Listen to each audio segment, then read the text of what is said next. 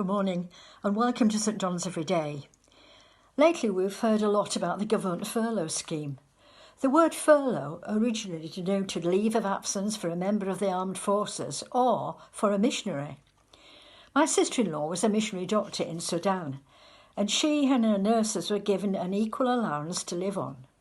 When she came home on furlough, she was expected to speak at the churches who'd given financial and prayerful support and hopefully inspire them to continue. When Paul and Barnabas set out from Antioch on their first missionary journey, they had no allowances or network of churches to support them. Paul worked as a tent maker, and in Thessalonians said, "We work night and day in order not to be a burden to anyone while we preach the gospel of God to you." But in Philippians 4:15-17, he gave thanks for help received. You Philippians well know, and you can be sure I'll never forget it, that when I first left Macedonia province, venturing out with the message, not one church helped out in the give and take of this work, except you. You were the only one. Even while I was in Thessalonica, you helped out, not only once, but twice.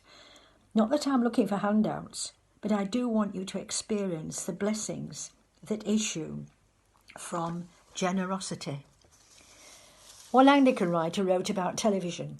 It may show violence as entertainment, but it also helps us to know more about the world we live in and encourage generosity. But generosity to who? Where do we start?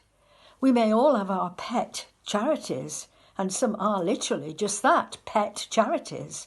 But as Christians, with freedom of speech and worship, not generally persecuted, not facing homelessness, drought and famine, or death as well as the virus, surely we should take on board the plight of Christian brothers and sisters around the world who amidst hardship still share the gospel. One pastor in the Cameroon said after a murderous attack, "The Boko Haram think they dispossess us, but God has raised up people far away to come to our aid. Let us be firm in our walk with the Lord."